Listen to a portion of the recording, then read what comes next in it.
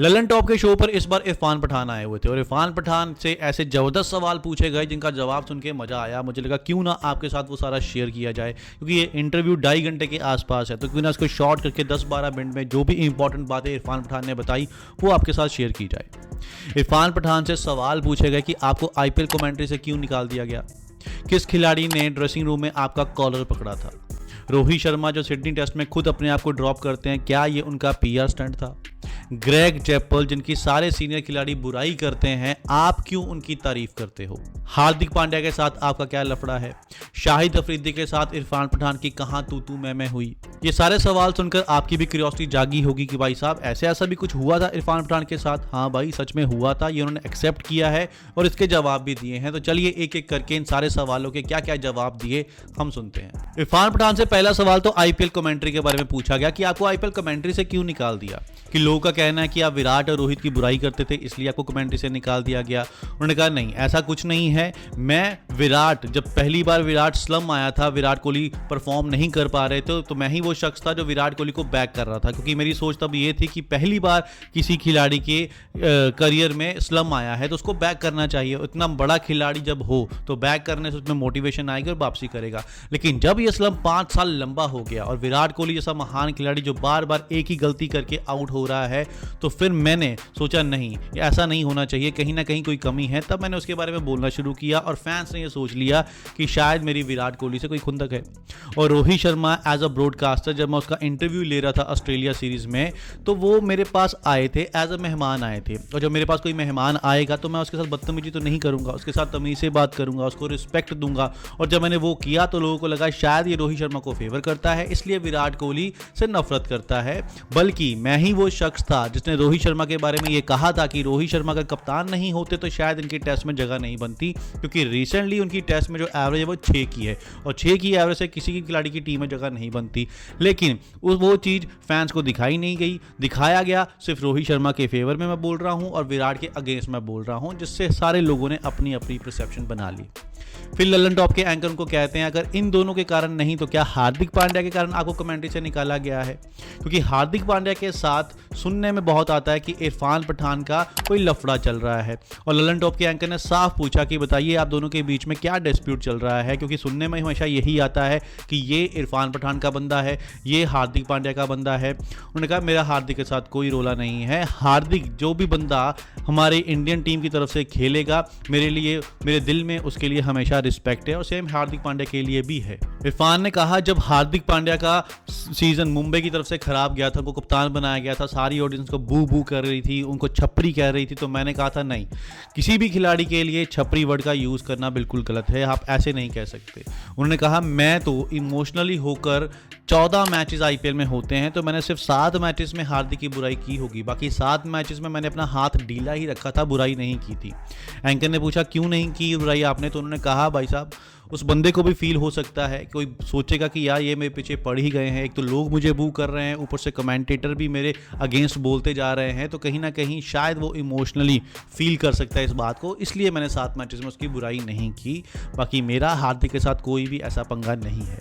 अगला सवाल Greg Chappell के बारे में पूछा जाता है। ग्रेग चैपल जो इंडिया कोच रहे हैं, उनकी कोचिंग के दौरान इंडिया का क्रिकेट का टाइम बहुत बुरा रहा था। सारे सीनियर खिलाड़ी गांगुली, सचिन, सहवाग, ये सारे ग्रेग चैपल की बुराई करते हैं।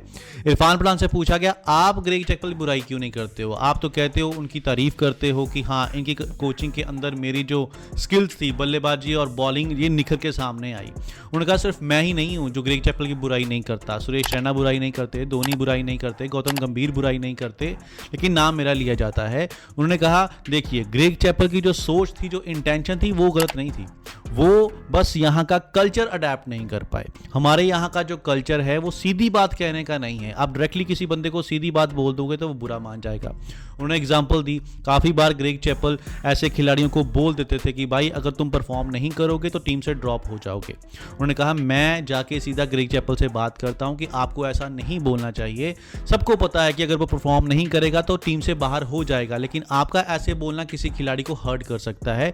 जिसके जवाब में ग्रेग चैपल गुस्सा भी कर गए थे थे उन्होंने मेरे को 2-4 गालियां भी दे दी थी, लेकिन उन्होंने बोला कि मैं सामने खड़ा रहा, आंखों में आंखें मिला के खड़ा रहा। उन्होंने बोला उन्होंने आते ही ये बात बोल दी थी कि मैं सीनियर और जूनियर नहीं देखने वाला, मैं सबको बराबर रिस्पेक्ट ही दूंगा और सबके लिए जो भी प्रैक्टिस होगी, जो फिटनेस होगी, वो सबके लिए बराबर ही होगी। उन्होंने बोला बस उनका जो रवैया था वो ऑस्ट्रेलियन रवैये वाला था, थोड़ा अग्रेसिव थे अपने नेचर को लेकर और सीधा डांट देते थे किसी भी खिलाड़ी को। इसी कारण उस टाइम पे जो माहौल था वो खराब हो गया। ललन टॉप के एंकर उनसे पूछते हैं क्या कभी आपने कोई झगड़ा भी देखा ड्रेसिंग रूम में? उन्होंने बोला ऐसे डायरेक्टली मैंने झगड़ा तो नहीं देखा, लेकिन दूर से दिखता था कि हाँ ग्रेग चैपल, सौरव गांगुली, राहुल द्रविड़ के बीच में किसी चीज को लेकर बहस चल रही है। ये सारी चीजें दिखाई देती थी ड्रेसिंग रूम में। यहाँ पर इरफान पठान की ये बात तो माननी पड़ेगी भाई साहब, हमारा जो इंडियन कल्चर है ना, हम सब प्यार के भूखे हैं और रिस्पेक्ट के भूखे हैं। अगर आप रिस्पेक्ट दोगे, प्यार दोगे तो हमसे कोई भी काम करवा सकते हो, लेकिन अगर आप गुस्सा करोगे, अपनी ईगो दिखाओगे, तो फिर भाई साहब यहाँ काम नहीं बनने वाला। ये हमारी नेचर है। ऑस्ट्रेलिया क्रिकेट अलग तरीके से चलता है। ऑस्ट्रेलिया क्रिकेट जीतने के लिए खेलता है, वो चाहे कुछ भी हो जाए। आपने देखा होगा कैसे स्टीव स्मिथ और वार्नर को उन्होंने 2 साल का बैन लगा दिया था ऑस्ट्रेलिया ने। आईसीसी ने अलग पनिशमेंट दी थी, लेकिन ऑस्ट्रेलियन बोर्ड ने ही अपनी तरफ से उनको 2 साल का बैन लगा दिया था और स्टीव स्मिथ की तो कप्तानी तक छीन ली थी। तो भाई साहब वो अलग अग्रेसिव नेचर के हैं, अलग तरीके से खेलते हैं, अलग माइंडसेट से खेलते हैं। हमारी टीम इंडिया जो है वो अलग तरीके से खेलती है और इनका अलग माइंडसेट है और कल्चर भी अलग है। तो शायद ग्रेग चैपल वो कल्चर को अपना नहीं पाए, जिसके कारण ये सारी प्रॉब्लम्स आई। क्या आपको ये बात पता थी कि ड्रेसिंग रूम में इरफान पठान का किसी सीनियर खिलाड़ी ने कॉलर पकड़ लिया था और बोला था इसको आप 1 डाउन बल्लेबाजी करने के लिए क्यों भेज रहे हो, जबकि मैं इससे बेटर खेल सकता हूं? इरफान पठान ने उस खिलाड़ी का नाम नहीं बताया। लल्लन टॉप के एंकर ने बहुत कोशिश की उनसे नाम निकलवाने की, बहुत से ऐसे नाम लिए, सचिन का नाम लिया, द्रविड़, गांगुली, सहवाग, गौतम गंभीर, इन सब के नाम लिए, लेकिन उन्होंने कहा इनमें से कोई खिलाड़ी नहीं है। उन्होंने हर एक एग्जांपल दी कि सौरव गांगुली तो ऐसे खिलाड़ी थे जो अपने प्लेयर्स के लिए अपना प्लेस सेक्रीफाइस कर दिया करते थे, तो वो तो हो ही नहीं सकते, सवाल ही पैदा नहीं होता। फिर उन्होंने सचिन का नाम लिया, उन्होंने बोला सचिन तेंदुलकर ही वो शख्स थे जिन्होंने मेरे को 1 डाउन भेजा था, क्योंकि एक बार दलीप ट्रॉफी के अंदर उन्होंने मुझे ऐसे ही 1 डाउन भेज दिया था अनिल कुंबले के सामने खेलने के लिए। रणजी ट्रॉफी का शायद मैच था, दलीप ट्रॉफी का नहीं था, और उन्होंने उस चीज़ को याद रखा था क्योंकि मैंने उस मैच में 50 स्कोर बना दिए थे। इसीलिए उन्होंने आकर ग्रेग चैपल और राहुल द्रविड़ को बोला था कि इसको 1 डाउन भेजते हैं। उनके कहने पर मुझे 1 डाउन भेजा गया था, तो वो तो हो ही नहीं सकते। और सहवाग तो ऑलरेडी ओपनिंग करते थे, तो वो भी ऐसी बात बोलेंगे नहीं कि नंबर 3 पर उसको क्यों भेज रहे हो। लेकिन उन्होंने किसी का नाम नहीं लिया, बहुत कोशिश की उनसे नाम निकलवाने की, लेकिन इरफान पठान भी कमेंट्री करते हैं भाई साहब, उनके ब्रदर जो है वो पॉलिटिक्स में है, उनको पता है कौन सी बातें कहाँ पर कैसी करनी है, तो उन्होंने किसी भी खिलाड़ी का नाम यहाँ मेंशन नहीं किया। लेकिन उन्होंने इतना जरूर माना कि कोई सीनियर खिलाड़ी था जिसने मेरा कॉलर इस तरीके से तो नहीं पकड़ा, लेकिन हाँ यहाँ से पकड़ा था और कहा था कि इसको मेरे से पहले क्यों भेज रहे हो। उन्होंने हिंट तो दिया कि ये सीरीज जो है पाकिस्तान श्रीलंका के अगेंस्ट चल रही थी, लेकिन अब वो कौन सा खिलाड़ी था इसके बारे में भी क्लैरिटी कुछ नहीं है। हो सकता है आने वाले टाइम पे कोई बंदा रिसर्च करे और ये निकाल के सामने ले आए कि हाँ ये वो शख्स था जिसने इरफान पठान का कॉलर पकड़ा था। फिर इरफान पठान से शाहिद अफरीदी के बारे में पूछा जाता है कि शाहिद अफरीदी के बारे में वो क्या कहना चाहते हैं। उन्होंने साफ साफ भाई साहब कोई फिल्टर नहीं, उन्होंने बोला वो एक बदतमीज इंसान है, उसको नहीं पता कब क्या बोलना होता है। उन्होंने बोला मेरी उससे खुंदक क्या थी कि मैच के दौरान चलो ठीक है, मैच खेलते आते चले जाता, मैच में जो भी होता वो हम भूल जाते हैं, लेकिन उन्होंने एक इंटरव्यू में, हर्षा बोगले का इंटरव्यू था, उसमें उन्होंने कहा था कि हम जो है वो असली पठान है और जो इरफान पठान है ये नकली पठान है। उन्होंने कहा हर्षा बोगले को वहाँ काउंटर करना चाहिए था, उनको बोलना चाहिए था, उन्होंने नहीं बोला, चलो अलग बात है, लेकिन वो मुझे लगा कि यार इसने पर्सनल अटैक किया है, क्योंकि ये अटैक मेरे ऊपर नहीं मेरे फादर के ऊपर है, इसलिए मुझे उनके ऊपर खुंदक थी और मैंने उनको जब भी आमना सामना हुआ है 11 बार उनको आउट किया है। एक आधी बार उन्होंने छक्का चुक्का मार लिया होगा, वो कहते इतने सारे मैचेस अगर खेलेंगे तो टेल एंडर भी छक्के मार ही लेते हैं, बालाजी ने भी शोएब अख्तर को छक्का मारा था, तो शाहिद अफरीदी ने एक आधा मार लिया, कोई बड़ी बात नहीं है, लेकिन मैंने उनको कभी परफॉर्म नहीं किया। बड़े बड़े मैच में जब मैच फंसा होता था, बड़ी बड़ी राइवलरी में, मैंने हमेशा शाहिद अफरीदी को चलने नहीं दिया और शाहिद अफरीदी हर मैच में सोच के आता था कि इरफान पठान को मैं मारूंगा और वही मारने के चक्कर में वो आउट हो जाता था। उन्होंने भी एक बड़ा इंटरेस्टिंग किस्सा सुनाया। उन्होंने बोला हम इंडिया और पाकिस्तान की टीम एक प्लेन में ट्रैवल कर रही थी, वहां शाहिद अफरीदी भी था, मैं बैठा हुआ था, तब थोड़ा यंग था, शाहिद अफरीदी आते हैं मेरे बाल को ऐसे खींचते हैं और बोलते हैं हाँ भाई बच्चे क्या हाल है। कहते मुझे बड़ा अजीब लगा कि यार ये मुझे ऐसे कैसे बोल सकता है, ना मेरी कोई जान पहचान है, ना मैं इनका दोस्त हूँ, ना रिश्तेदार हूँ, ये मुझे ऐसे बच्चा कहकर कैसे बुला सकता है। कहते उस टाइम पे वहाँ अब्दुल रज्जाक बैठा हुआ था, मैंने बोला था यहाँ कौन सा गोश्त मिलता है, उन्होंने बोला था सारे अच्छे गोश्त मिल जाते हैं। उन्होंने बोला था क्या यहाँ कुत्ते का गोश्त मिलता है, उन्होंने क्यों ऐसा क्यों बोल रहे हो, उन्होंने बोला अफरीदी की तरफ इशारा करके ये लगता है कुत्ते का गोश्त खाया हुआ है इसलिए इतना भौंक रहा है। उन्होंने बोला शाहिद अफरीदी की कोई हिम्मत नहीं आगे मेरे से कुछ जवाब देने की। उसके बाद उन्होंने मेरे से कभी भी किसी बात को लेकर कोई बहस नहीं की। मैच में भी खेलने आते थे, चुपचाप आउट होकर चले जाते थे, लेकिन कभी भी उनके बाद बहस नहीं हुई। इसको पता था कि इसको कुछ बोलूंगा तो ये आगे से जवाब दे देगा। इरफान पठान को जाना जाता है उनकी हैट्रिक, जो पहले ही ओवर में पाकिस्तान के अगेंस्ट कराची में उन्होंने हैट्रिक ली थी, वो हमेशा याद रखी जाती है क्योंकि ऐसे पहले गेंदबाज इरफान पठान बने थे जिन्होंने टेस्ट मैच में पहले ही ओवर में हैट्रिक लिया था। जब एंकर उनसे पूछता है कि उस हैट्रिक के बारे में आप क्या कहना चाहते हो, उन्होंने बोला ये मेरा one of the best moment नहीं है, मैं उस हैट्रिक की कभी बात नहीं करता हूं। हाँ, क्लिप आते रहते हैं, सब कुछ होता रहता है, लेकिन वो मेरा बेस्ट मोमेंट नहीं था। इसलिए नहीं था क्योंकि वो मैच हम हार गए थे।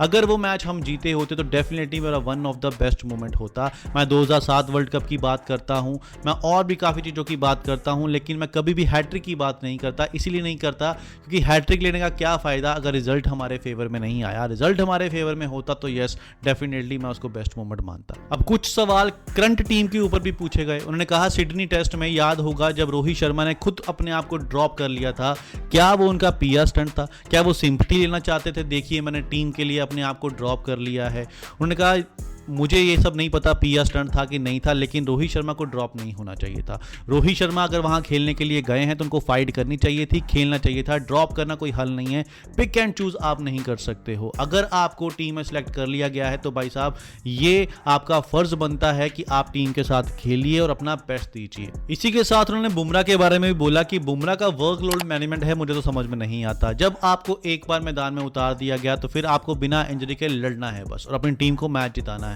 एक बार आप 15 खिलाड़ियों की लिस्ट में आ जाते हो तो भाई साहब ये टीम का फर्ज है, कप्तान का फर्ज है, कोच का फर्ज है कि उसको कब कौन सा मैच खिलाना है। आप एज अ प्लेयर नहीं चूज कर सकते कि मुझे ये मैच खेलना है और ये मैच नहीं खेलना है। जाते जाते एंकर उनसे पूछते हैं कि साल 2009 में क्या आपको ये कहा गया था कि आपके और आपके भाई यूसुफ पठान में से हम किसी एक को ही खिला सकते हैं? उन्होंने कहा हाँ। गैरी कर्स्टन उस टाइम कोच थे, उन्होंने मुझे कहा था कि आप दोनों में से कोई एक ही खेलेगा। न्यूजीलैंड के अगेंस्ट ये सीरीज थी, 5 मैचेस की सीरीज थी। उन्होंने बोला पहला, दूसरा, तीसरा, चौथा, पहले 4 मैचेस में मुझे ड्रॉप कर दिया गया, एक भी मैच नहीं खिलाया गया और 4 में से हम 3 मैच जीत चुके थे, एक ड्रॉ हो गया था बारिश के कारण, तो सीरीज तो हम जीत गए थे। मुझे लगा था आखिरी मैच बचा है तो आखिरी मैच में मुझे खिलाया जाएगा, लेकिन आखिरी मैच में भी मुझे ड्रॉप कर दिया गया। तब मैंने जाके गैरी कर्स्टन से पूछा क्या आप मुझे एक्सप्लेनेशन दोगे कि आपने मुझे ड्रॉप क्यों किया है? तो गैरी कर्स्टन ने कहा था ये मेरे हाथ में नहीं है। तो तब इरफान पठान ने पूछा किसके हाथ में है? तो गैरी कर्स्टन ने कोई जवाब नहीं दिया। एंकर ने भी इरफान पठान से पूछा किसके हाथ में था, तो उन्होंने इनडायरेक्टली जो है वो इशारा किया महेंद्र सिंह धोनी के ऊपर। उन्होंने बोला टीम सिलेक्ट करना कप्तान और कोच के हाथ में ही होता है, तो जब कोच कह रहा है मेरे हाथ में नहीं है तो कौन शख्स बचा?